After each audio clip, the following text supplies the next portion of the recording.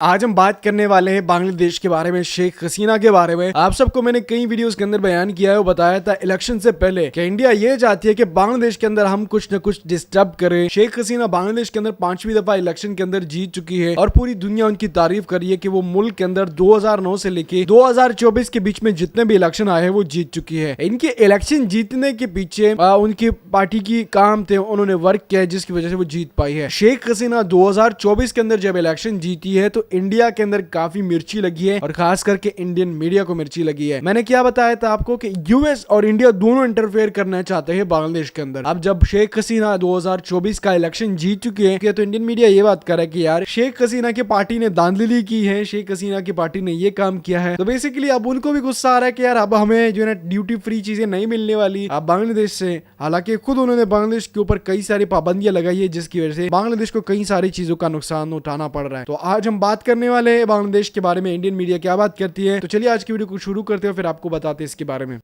और अब हम आपको बांग्लादेश लेकर चलते हैं, जहां शेख हसीना की पार्टी ने लगातार चौथी बार आम चुनावों में जीत हासिल की है और इस जीत को बांग्लादेश के लोग नकली जीत भी कह रहे हैं, खासतौर पर वहां के विपक्ष के नेता।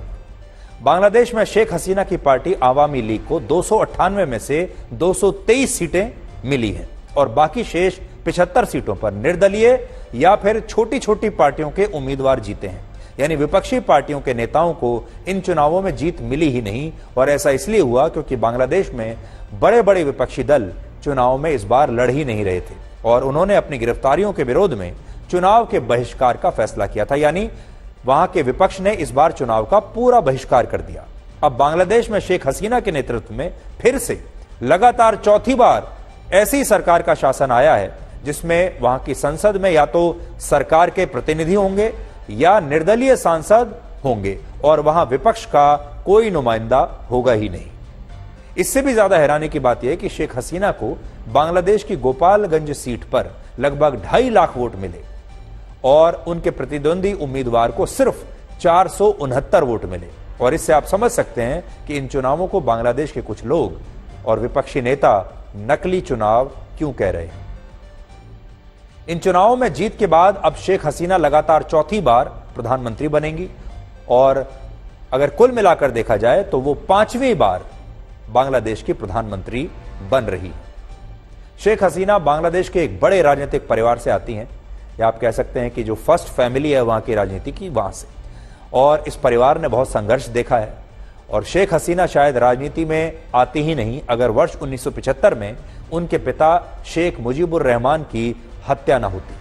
शेख मुजीबुर रहमान के नेतृत्व में पूर्वी पाकिस्तान की सबसे बड़ी पार्टी आवामी लीग ने आजादी की लड़ाई लड़ी थी और 1971 में पाकिस्तान से अलग होकर बांग्लादेश एक नया देश बना।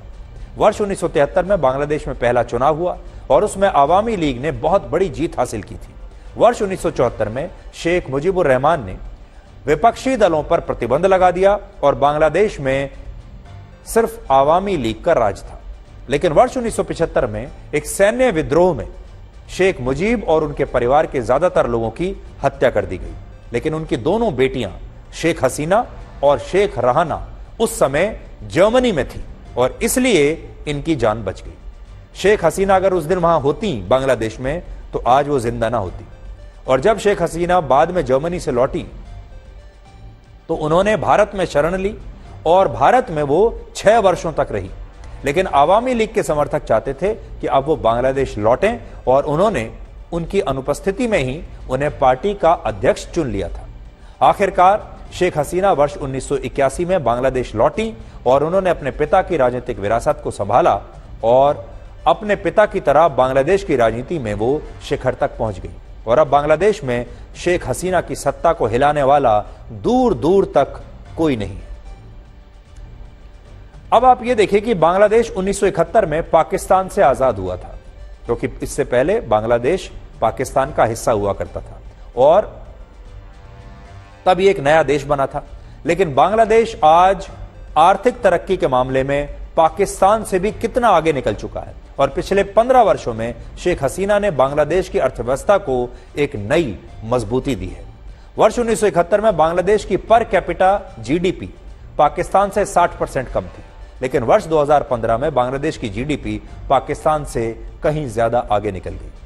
आज बांग्लादेश की जीडीपी 38.4 लाख करोड़ रुपए की है और पाकिस्तान की जीडीपी 31.4 लाख करोड़ रुपए की। यानी आज बांग्लादेश की जो जीडीपी है वो पाकिस्तान से बड़ी है, ज्यादा है। बांग्लादेश की अर्थव्यवस्था लगभग 6% की दर से विकास कर रही है, जीडीपी ग्रोथ रेट जिसे कहते हैं, जबकि पाकिस्तान की आर्थिक विकास दर सिर्फ 2.5% है। बांग्लादेश में इन्फ्लेशन यानी महंगाई बढ़ने की दर 7.9 है, जबकि पाकिस्तान में यही महंगाई दर 23.6% है। और आप यह भी देखिए कि बांग्लादेश और पाकिस्तान दोनों एक जमाने में भारत का ही हिस्सा थे और पाकिस्तान में भी अगले महीने आम चुनाव होना है, लेकिन भारत की तुलना में इन दोनों देशों में अभी तक वैसी राजनीतिक स्थिरता नहीं आई जैसे कि भारत में है। और राजनीतिक स्थिरता होने की वजह से ही भारत आज दुनिया की एक बड़ी आर्थिक महाशक्ति बन चुका है। तो राजनीतिक नेतृत्व जब अच्छा होता है तो कैसे उस देश के लोगों पर फर्क पड़ता है, उस देश पर फर्क पड़ता है, लोकतंत्र पर, चुनावों पर, आर्थिक तरक्की पर, हर चीज पर फर्क पड़ता है, वो आप देख सकते हैं। क्योंकि ये 3 देशों की कहानी है कहने को तो, लेकिन एक जमाने में ये तीनों देश एक ही हुआ करते थे, भारत, पाकिस्तान और बांग्लादेश। और आज इन तीनों देशों की अलग अलग कहानी है। भारत की एक अलग कहानी है, भारत शीर्ष तक पहुंचा है, और पाकिस्तान की अलग कहानी है, पूरी दुनिया जानती है, और बांग्लादेश की एक अलग कहानी है। लेकिन इन तीनों देशों में अगर आप देखें तो अब पाकिस्तान सबसे पीछे है।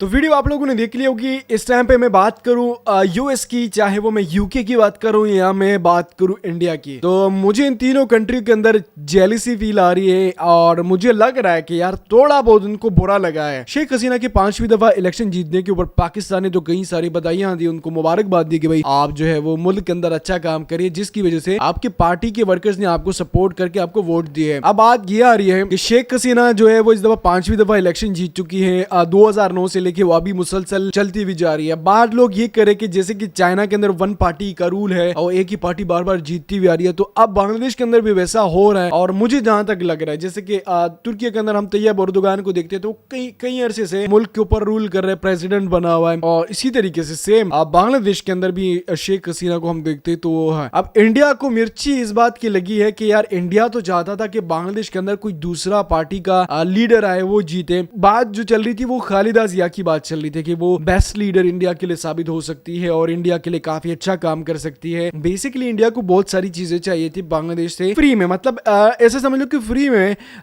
बिल्कुल फ्री की बात नहीं कर रहा। जैसे कि अब अगर वो बांग्लादेश से कपड़े की इंपोर्ट करता है इंडिया, बांग्लादेश उनको एक्सपोर्ट करता है, तो इंडिया ये चाहता था कि भाई हमें ड्यूटी कम देनी पड़े। मतलब अगर 50 रुपए ड्यूटी है तो हमें 20 रुपए पड़े, 15 रुपए पड़े या 10 रुपए पड़े। इंडिया ये चाहता था। इंडिया ने जोर भी दिया, शेख हसीना को थोड़ा प्रेशराइज करने की कोशिश की। बांग्लादेश के इलेक्शन से पहले आपने देखा होगा कि वहां पे प्याज की थोड़ी बंदिश आपको देखने को पड़ रही। मतलब इंडिया ने बैन लगा दिया था एक्सपोर्ट के ऊपर कि बांग्लादेश कोई भी प्याज नहीं भेजेगा, और हम लीगल तरीके से इसके ऊपर बिल्कुल पाबंदी लगा रहे हैं और बांग्लादेश कोई भी प्याज नहीं भेज पाएगा। तो उसके ऊपर वो बेसिकली प्रेशराइज करने की बात कर रहे थे ना कि शेख हसीना से थोड़ा वो डर जाए या शेख हसीना जो है वो मुस्ताफी हो जाए कि यार मैं कंट्रोल नहीं कर पा रही। बेसिकली इनकी जो मुखालिफ पार्टियां थी वो भी यही चाहती थी शेख हसीना की कि वो इस्तीफा दे और इलेक्शन हो। आपने देखा होगा कि बीएनबी पार्टी या खालिदा जिया की जो पार्टी थी वो भी यही चाहती थी ना कि भाई बाइकआउट हो। उन्होंने बेसिकली बाइकआउट किया इसी वजह से कि शेख हसीना अच्छा काम करी। तो इंडिया को इस बात की मिर्ची है कि भाई शेख हसीना क्यों 5वीं दफा इलेक्शन जीत चुकी है, और इसी चीज को लेके वो काफी गुस्सा हो रही है। वीडियो अगर आप लोगों ने देख ली, इंटरेस्टिंग लगी है तो वीडियो को लाइक लाजमी करें।